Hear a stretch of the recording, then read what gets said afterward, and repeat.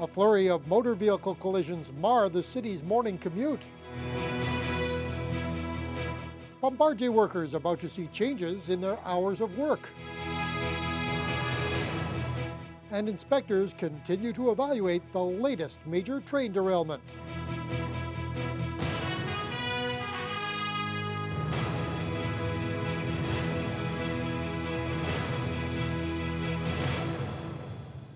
Good evening and thank you for joining us. Thunder Bay Police say local drivers just aren't getting the message about slowing down when city streets are icy. Another 24 accidents were reported today. Fortunately, none of them involved any serious injuries.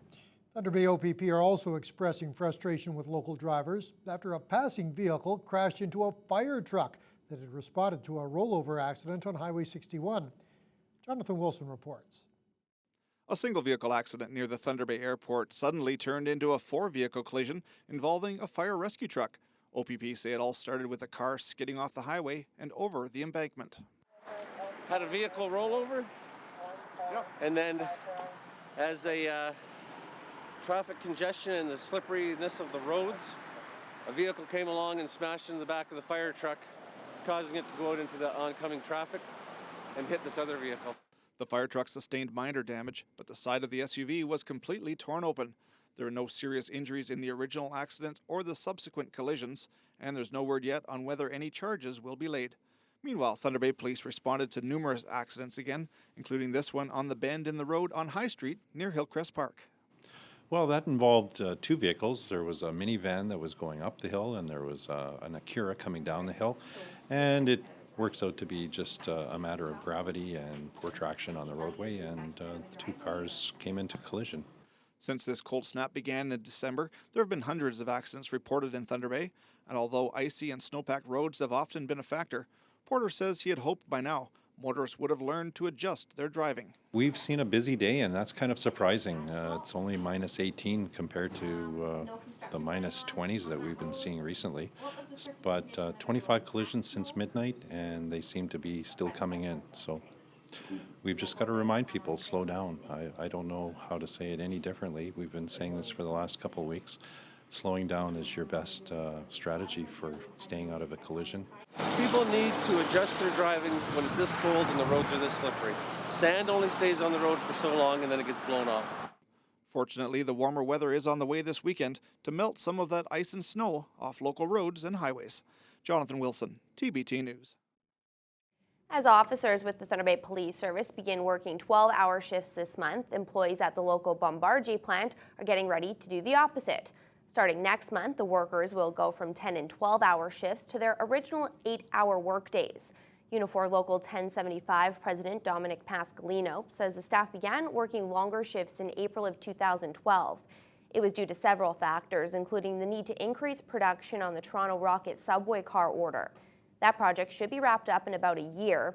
Another reason for the longer shifts was the machines in the press shop, which needed to run 7 days a week, 24 hours a day, in order to meet the demand. We did have a vote a year and a half ago, and the majority said that they would go to the 7-day work week. And I think they did that more to help out the company because the company really insisted that they needed it at that time. And now I guess things have changed in the plant, and they think that we need to go back to the 5-day. And we were happy to comply. The change back to 8-hour shifts affects more than 1,000 workers at the Thunder Bay plant. The union received word late last year that the company was exercising its option to go back to the standard 5-day work week beginning February 8th. Pascalino says there have been mixed reactions to the move. Some of our members absolutely loved the 7-day work week because they would be working Monday to Thursday, and there was another group of people that were working only Friday, Saturday, and Sunday. And but some other people, they're finding it quite disruptive, and they're happy to go back to the 5-day work week. Right now, around 100 employees at the plant remain laid off, but Pascalino says a handful of them were called back on Monday. He's hoping to have all of them back to work in the months ahead.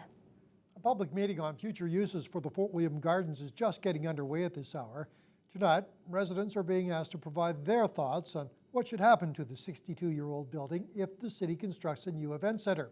Dennis Ward is at the Gardens tonight, and he's with Councillor Paul Pugh. Here with McKellar Ward Councillor Paul Pugh in the McKellar Ward where the Fort William Gardens sits, and a meeting just getting underway, starting with a tour of the facility.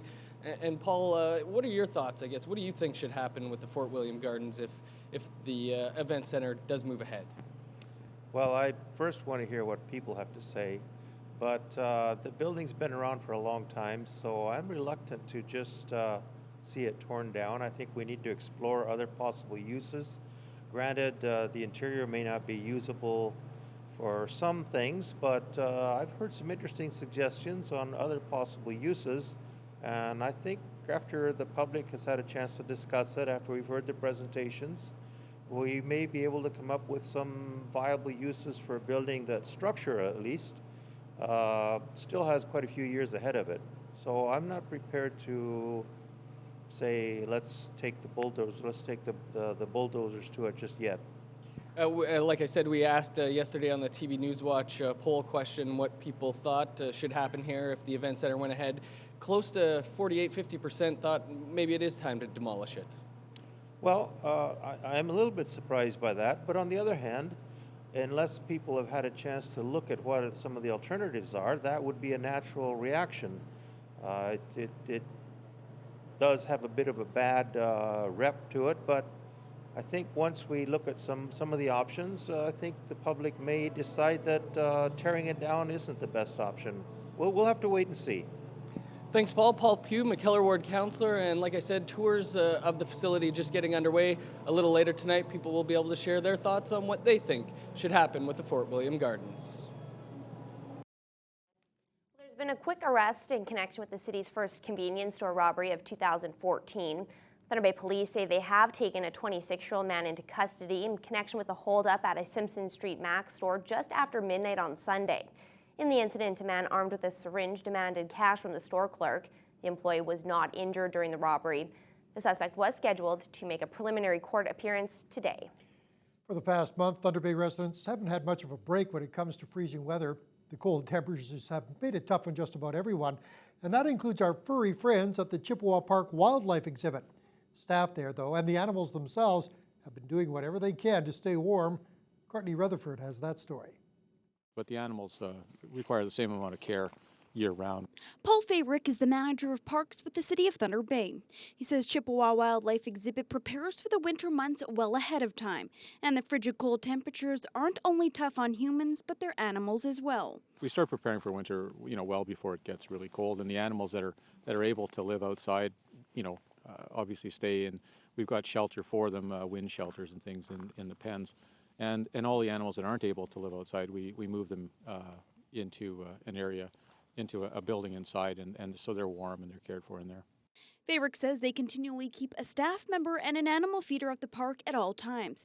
However, the animals require the same amount of care whether it's summer or winter. Caribou and the elk and the wolves, the coyotes, they're well acclimatized. This is their natural habitat. They have to be able to survive in this kind of condition in the wild. Fayrick says park officials are contemplating clearing out some of the snow around the wildlife exhibit so that people can come visit the animals throughout the winter. Courtney Rutherford, TBT News. The provincial government has decided the best way to improve the math test scores of Ontario students is to better train teachers in the subject.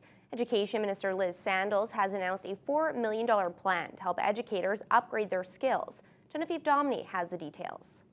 So in terms of derivatives. When it comes to math, Kenji Northrup says she's benefiting from a little extra help. I just find it really confusing. There's a lot of rules, and if you screw one line up, the next one's bound to be wrong. I know you can do... She's hardly alone, according to her tutor, who says math problems start early. In math, if you have trouble multiplying or dealing with fractions or just are stressed out by the thought of them, that's something that's going to follow you throughout your math career.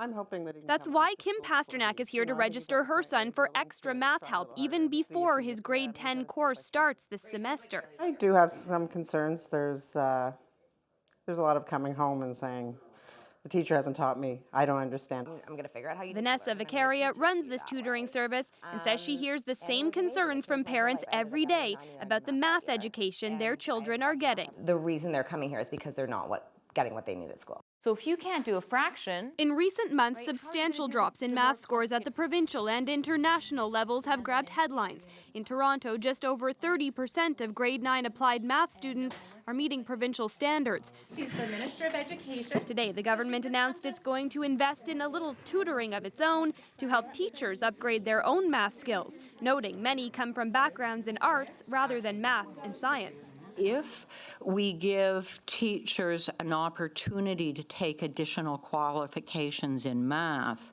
we will have more teachers who are qualified as math experts. But some say the $4 million cash infusion won't go far enough to address the problems, urging the province to overhaul the math curriculum altogether. I've been teaching for 30 years. If I have to sit and read the instructions for 30 minutes in order to teach grade 2, and this is one lesson, the problem isn't me. The education minister is shrugging off that plea, saying Ontario's math curriculum won't be changing. Genevieve Tomney, CBC News, Toronto. A film project aimed at making Thunder Bay a more tolerant city is continuing to look for support. The local Aboriginal community is being highlighted in a 4-part documentary series. The project, called Walk a Mile, was first launched in September. It will cover a number of issues like treaties, stereotypes, and residential schools, to name a few. The budget is $45,000, and with $38,000 already donated to the project, it's on track for completion.